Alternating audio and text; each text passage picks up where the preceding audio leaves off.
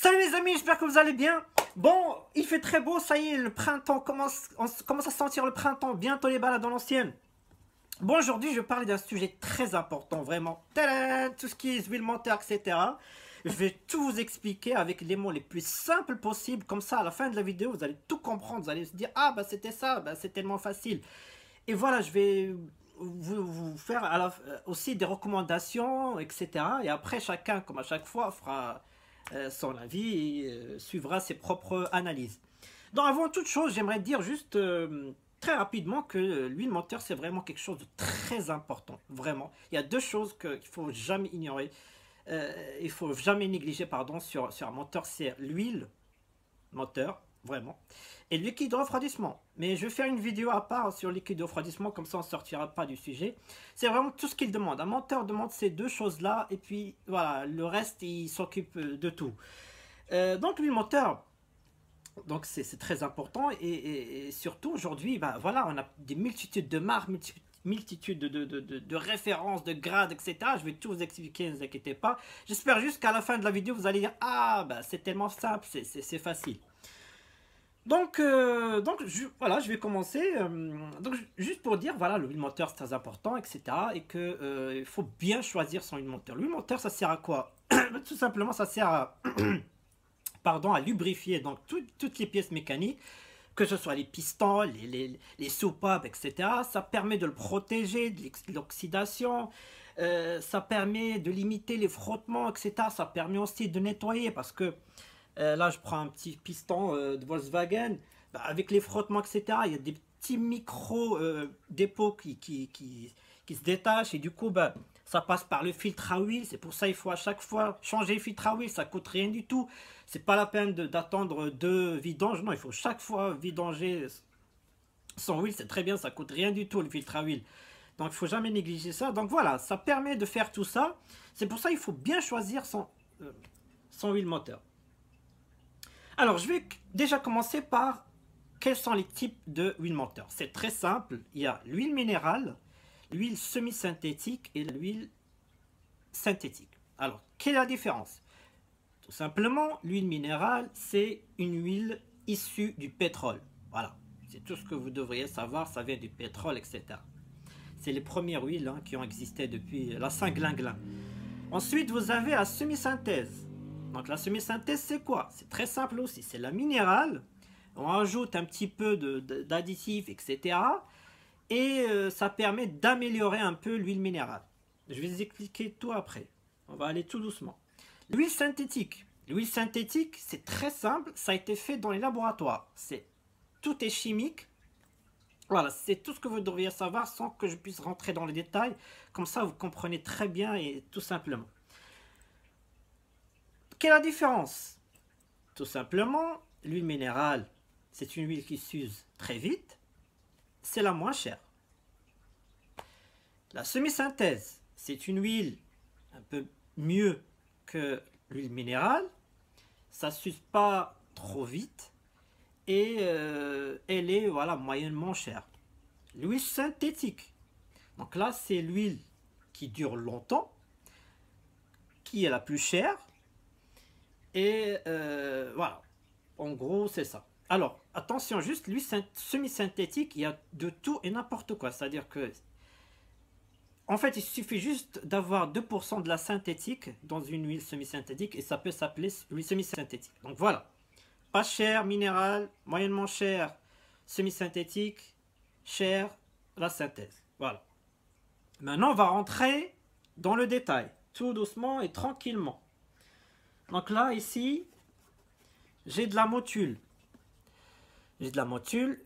Donc là, vous allez toujours trouver un grade. On appelle ça le grade d'huile.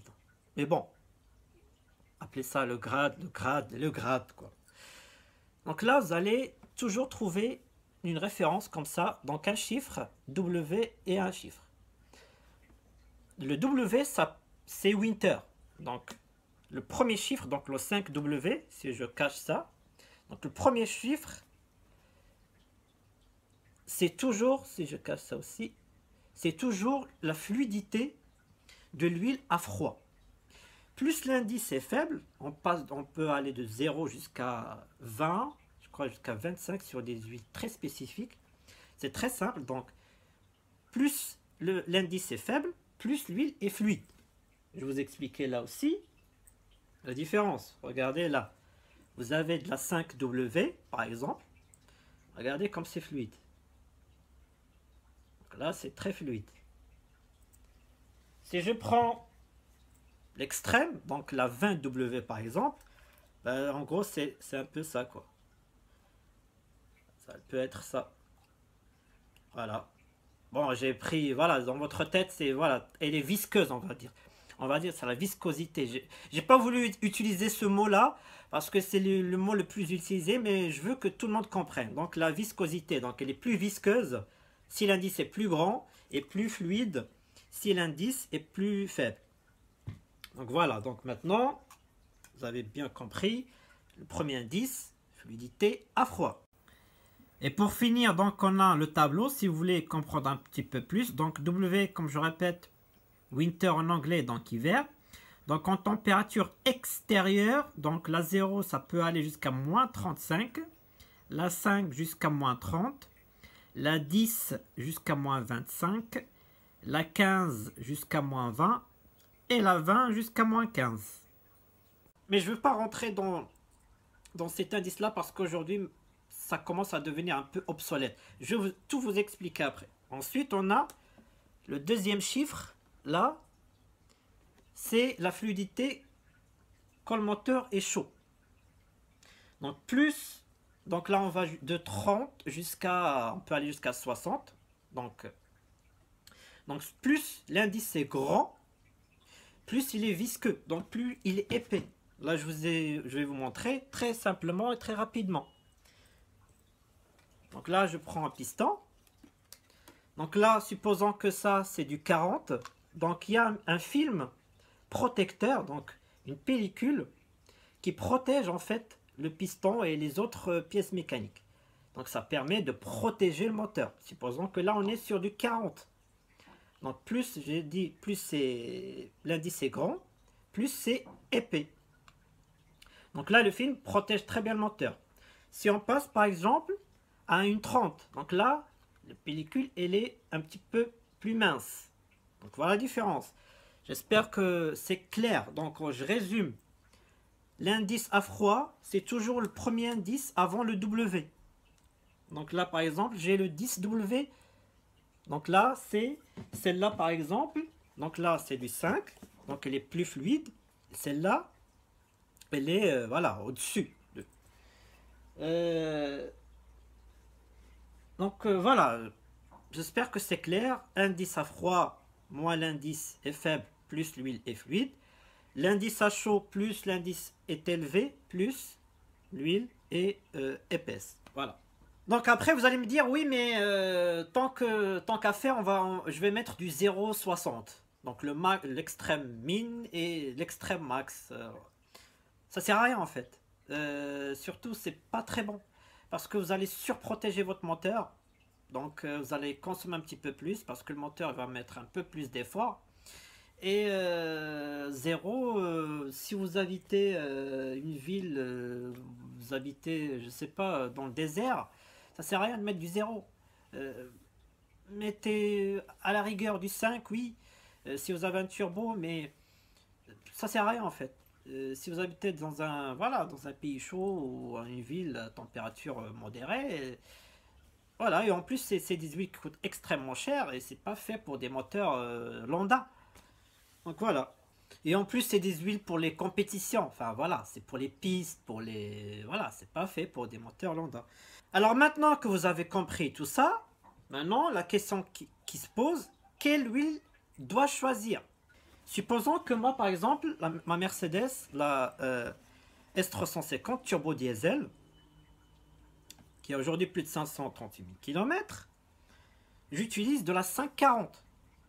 Donc en fait, je me suis basé sur mon manuel d'utilisation, c'est pour ça que c'est la première chose à faire. Donc il faut savoir qu'un constructeur donne des recommandations de grade, et c'est à vous de vous adapter en fonction de votre utilisation et température extérieure, etc. Parfois, il vous donne une norme. Mais je vais vous expliquer tout ça tranquillement. Alors, on va partir tout simplement par l'indice à froid. Donc, lequel choisir? Bon, donc là, je vais vous donner mes conseils. Si vous habitez au pôle Nord, ou par exemple, dans des villes où il fait toujours très froid, moins 15, moins 20, prenez toujours de la 5W, voire même de la 0. Parce que l'huile est plus fluide. Et du coup, bah, ça démarre très bien, etc. Si vous habitez une ville, ça va, température toujours, ça peut descendre jusqu'à 0, maximum, etc. Bon, vous pouvez aller jusqu'à 10W, 15W. Maximum. 20, c'est quand même, pour moi, c'est un peu trop. Si vous avez un diesel, c'est très important. Moi, la mienne, j'utilise la 5W40. Pourtant, j'habite pas, je sais pas où, en Antarctique. J'habite à Troyes, c'est une ville à température, ça va, on descend rarement à moins 4. Mais j'utilise la 540. Pourquoi la 5? Parce que j'ai un turbo.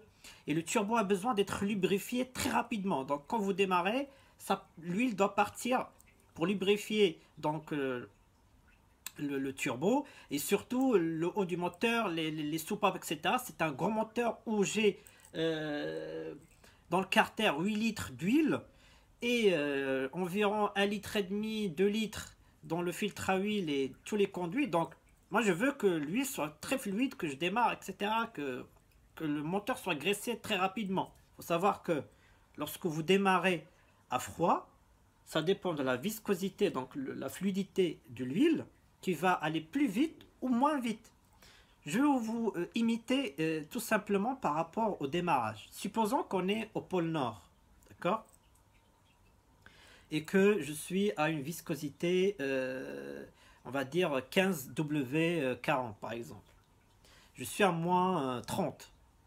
L'huile n'est pas adaptée, d'accord?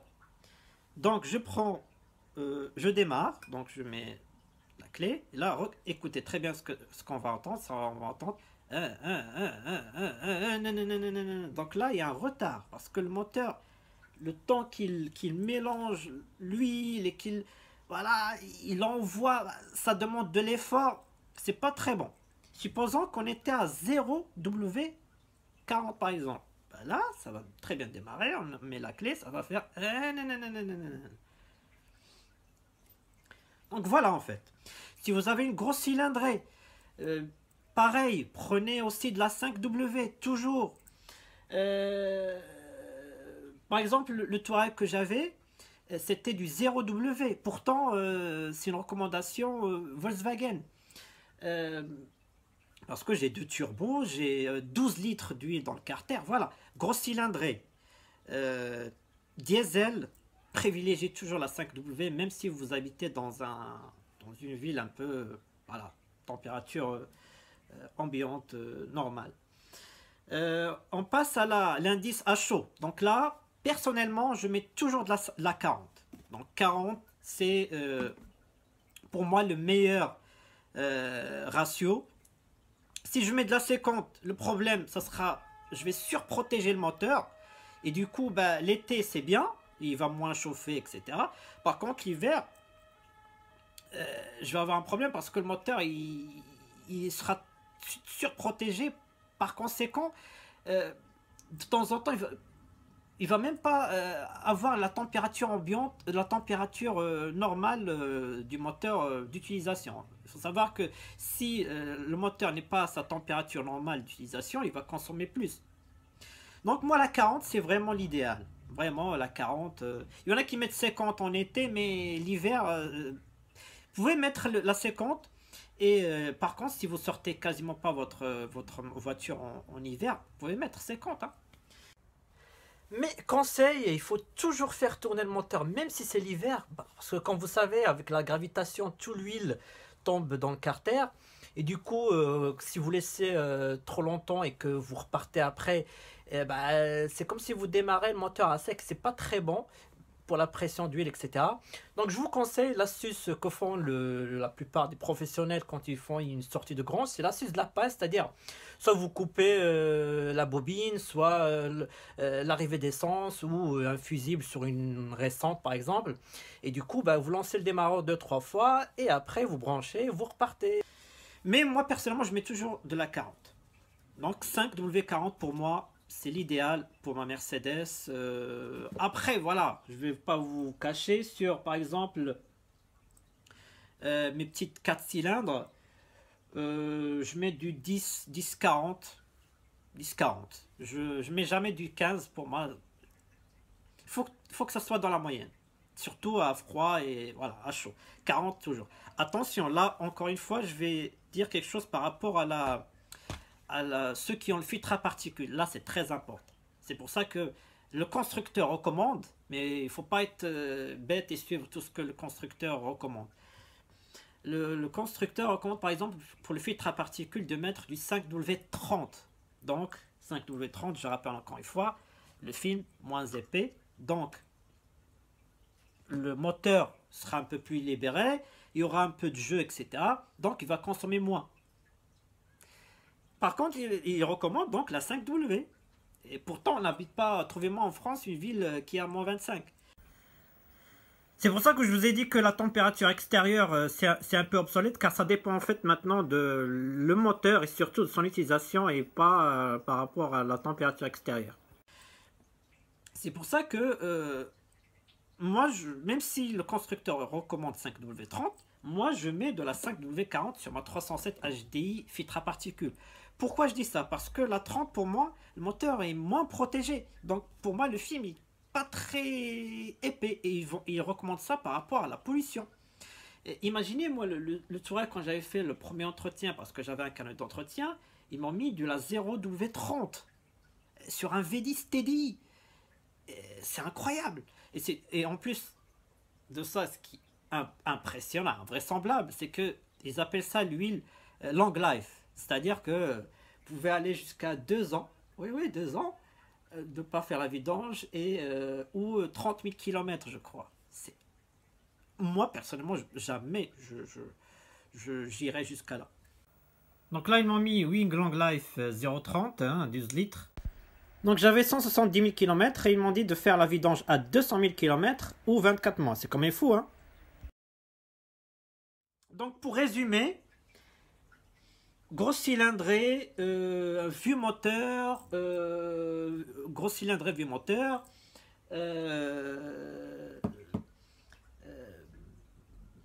diesel avec turbo, privilégier le 540. Vraiment, pour moi, 540 c'est quelque chose. Surtout le V12. V12, vous avez plus de 12 litres là, non, 10 litres sur la W140, je crois la classe S, elle a 10 litres sur le carter V12, sans oublier les filtres, etc. Les conduits, il y a, je pense, 12 litres. Donc 540, ça permet de lubrifier rapidement le moteur, parce que là, on est à 48 soupapes, etc. Petite cylindrée, 4L, R5, etc. Bon, de la 1040, c'est bien. Puis, si vous faites de la compétition, par exemple, vous avez un V10 M5, vous faites que du circuit avec, voilà, vous faites trop de circuits avec. Là, par contre, passez à 50 directement ou 60 carrément. Par contre, eux, les personnes qui font vraiment du circuit, à la fin du circuit, ils vidangent, hein, faut savoir ça. Voilà. Mais voilà, je pense que ça dépend en fait de votre conduite, ça dépend de votre motorisation, etc. Surtout, respectez toujours le temps de chauffe qui est toujours pour moi, 2 minutes c'est largement suffisant, parce qu'il y en a qui pensent que faire tourner le moteur pendant 15 minutes, ça va le faire. Ça sert à rien. 2 minutes c'est largement suffisant, parce que les personnes qui chauffent le moteur et après ils se lancent, ils oublient que la boîte, surtout la boîte automatique, n'est pas chauffée. Donc voilà, le moteur c'est bien, il est chaud, par contre la boîte ne suit pas. C'est pour ça que moi je recommande vraiment 2 minutes, on fait tourner le moteur, etc. Il est bien lubrifié et après on roule avec la voiture tranquillement, on monte dans les tours tranquillement jusqu'à voilà, atteindre Euh, voilà, il faut connaître un peu, voilà, et que la boîte tourne bien, etc. Et après, on peut monter dans les régimes. Ça, c'est important. Donc, vous allez me dire, oui, mais les marques, qu'est-ce qu'on pense des marques? Moi, je préfère Motul. Pourquoi Motul? Parce que Motul a une histoire.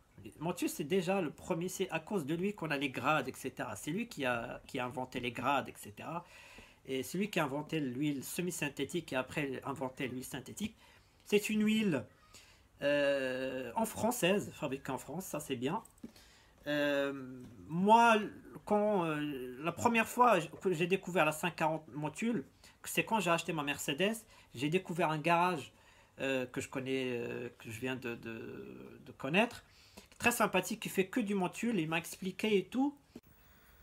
Alors attention, en 540, vous avez la XS et la X-Clean. Bon, bah, pour moi, c'est exactement les mêmes, hein. C'est juste un peu de marketing, là c'est pour le fab, etc. Bon, la pollution, bon bref. Pour moi c'est même parce que quand je vais chez ce garagiste, il me remplit de la 540 de son fût, hein. C'est pas écrit XS ni X-Clean, hein. Il a que des fûts 540 Motul, hein. Donc voilà, pour moi c'est exactement les mêmes. Et moi en fait, quand je vais le voir, en fait il me remplit mes petits bidons. Et ça me revient moins cher que si je les achète directement. Parce que voilà, lui, il les vend de son fût, hein. Et du coup, bah, c'est moins cher que de les acheter au magasin. Moi, je connais très bien Montuil parce que Montuil, je ne sais pas si vous vous souvenez, Montuil, c'est une huile avec les bidons en tôle à l'ancienne. Moi, mon père, je me souviens très bien qu'il mettait du Montuil. Et c'est la seule marque jusqu'à aujourd'hui qui fait de la Motul pour les voitures très anciennes. Quand je dis très anciennes, c'est des voitures comme ça, quoi. Ils font encore des huiles pour ces marques. C'est les rares qui le font encore. Et pour moi, donc, parce que il y a des huiles, on ne peut pas mettre la synthèse, par exemple, sur des types de moteurs comme ça, parce qu'il y a des conducteurs en bronze, en laiton, en métaux jaunes, etc. On ne peut pas mettre n'importe quoi, il y a des huiles spécifiques pour ça. Comme vous pouvez voir, hein, il faut encore les bons vieux bidons en tôle. Donc là, on peut lire, hein, après 1950, avant 1950. Ah là, c'est magnifique. Attention, hein, moi je ne travaille pas chez Motul, ni sponsorisé par Motul, ni rien du tout. Hein. Voilà, je parle de quelque chose qui marche pour moi. Voilà. Je partage quelque chose que moi j'apprécie, c'est tout. Il y a aussi Yako qui le font encore. Castrol aussi, hein, marque mythique. Vous avez aussi de la panrite. C'est une huile australienne spécialisée dans les anciennes. Elle est chez ALP. Donc là, par contre, on parle de l'huile monogaz. C'est-à-dire il n'y a qu'un seul grade. Donc là, il faut vraiment faire très attention et respecter vraiment ce qui a été recommandé sur votre ancienne. Donc moi, bon, les marques. Bon, là, vous allez trouver une liste BM, Volkswagen, Mercedes, etc. Bon, ça, pour moi, c'est des contrats commerciaux, hein. Parce que là, si je prends la Carrefour, c'est pas la Carrefour, même si c'est pas cher, c'est pas parce que c'est pas cher que c'est une mauvaise huile. Au contraire. Donc là, si on tourne, et là aussi les Volkswagen, les machins, hein, la seule différence que moi je fais plus confiance à Motul, c'est que voilà, Motul c'est fabriqué donc, en France, c'est Trace, etc. La Carrefour, c'est marqué derrière, fabriqué en Union Européenne, donc on ne sait pas où. Total, fabriqué en Union Européenne. Bon, il y a des pays malheureusement qui... Certes, il y a des normes qualité, mais voilà. J'ai une anglaise, celle-là, donc pareil, elle est fabriquée par contre en Angleterre. Je ferais plus confiance à celle-là que Carrefour. Voilà, moi, sur la Mercedes, je rigole pas, je mets que de la Motul 540. Sur une 4L, etc., je peux mettre, que ce soit Total ou Carrefour, pour moi c'est pareil. Il faut savoir, sans rentrer sans dénoncer cette marque, mais il y a une marque l'huile qui est dans Carrefour, elle est déjà dans une autre marque, hein, très connue, hein. C'est le même fabricant. Donc voilà. Par contre, attention, vous avez des normes. C'est là où c'est pas pareil. Là, on peut dire que les constructeurs, recommandations constructeurs, c'est des accords commerciaux. Par contre, les normes, c'est quelque chose qui est commun. Par exemple, là, on a la COA C300, c'est une norme pour des tests qui ont été faits dans les conditions les plus extrêmes. C'est pour ça que j'aime bien Motul. Mais par contre, vous pouvez trouver pareil sur de la Carrefour. Là, vous avez de la COA A3. Donc, par exemple, de l'API SNCF. Voilà. Là, par contre, c'est des normes qualité. C'est très différent. Il faut faire la différence entre normes qualité et normes recommandations constructeurs. Parfois, vous avez des moteurs très spécifiques où ils vont vous demander telle norme et pas recommandation constructeur. Là, par contre, suivez les normes. Mais ça ne veut pas dire norme que vous allez trouver que sur du Castrol ou Shell. Ça peut être une norme que vous trouvez chez Carrefour. Maintenant, la différence, comme je l'ai dit, Carrefour, c'est fabriqué on ne sait pas où. Là, on a au moins la traçabilité. Donc, voilà la différence. Donc, vraiment, se fier plutôt aux normes qualité. Par exemple, ici, la Total, on a de la COA A3B4. La même chose sur la Carrefour et la même chose sur l'anglaise. Par contre, la Total, il est recommandé par Peugeot. Hein, et par contre, elle ne recommande pas la Carrefour ni l'anglaise. Pourtant, c'est les mêmes normes qualité. Hein. Donc, voilà. Donc vraiment se fier sur les normes qualité recommandées plutôt que les recommandations constructeurs. Là, si on prend l'exemple des deux 1040, la Total et la Carrefour respectent bien les deux normes qualité. Mais là, on a Peugeot qui vous recommande Total, mais elle ne recommande pas Carrefour. Mais toutes les deux respectent les mêmes normes. Et je ne vous cache pas que vraiment, quand j'ai vidangé ma Mercedes en Motul 540, franchement, c'est le jour et la nuit. Hein. Ça a changé complètement le moteur et un comportement très différent. Sachant que c'est écrit dans le manuel d'utilisation, hein, le S350 consomme au maximum 1 litre tous les 1000 km. Donc là, la notice d'entretien, hein, c'est écrit noir sur blanc. Consommation d'huile 1 litre tous les 1000 km au maximum suivant la conduite. Et avec mon tuile, j'ai réduit donc et j'étais vraiment, je faisais que de l'autoroute avec, j'étais vraiment dans les 1 litre tous les 1000 km. Avec mon tuile, j'ai réduit vraiment le rajout, le complément, on va dire, d'huile, parce que c'est de la veille mécanique, ça a besoin d'être bien lubrifié. Donc ça vraiment, je suis passé vraiment à 1 litre tous les, je crois, 2000, entre 1500 et 2000. Donc c'est déjà, j'ai divisé par deux les compléments. Et surtout, moins de consommation, la fumée, etc. Vraiment, ça a changé complètement mon moteur. Et ça, c'est pour ça que j'y tiens et je resterai toujours fidèle à mon tuile sur ma Mercedes. Après, comme je dis, sur les autres voitures que j'ai, la 1040 Carrefour sur une 4L, c'est largement suffisant. Ça sert à rien surtout c'est une huile très chère, c'est du, je crois, 64 € les 5 litres. C'est pas donné. Sur le 4L, je vais pas mettre ça. Hein. Voilà, 4L c'est robuste quand même. La 1040 c'est largement suffisant. Même si moi je vais pas de Carrefour, mais voilà, je peux mettre la Total tranquillement. Donc voilà. La 4S supporte très bien aussi la 540, c'est ce que j'ai utilisé, par exemple cette anglaise quand j'ai fait le 4S Trophy, pour que le moteur soit lubrifié très rapidement le matin. Et vu que les journées, le moteur subit d'extrême chaleur, elle le supporte très bien, hein, donc voilà. Je pense que j'ai été clair. Ah oui, juste pour finir, les vidanges, bon, si vous faites que de la minérale, je propose de réduire, de mettre les vidanges tous les 7000 maximum pour moi. La semi-synthèse, je pouvais aller jusqu'à 10 000. La synthèse, je pouvais aller jusqu'à 15 000, non, tranquille.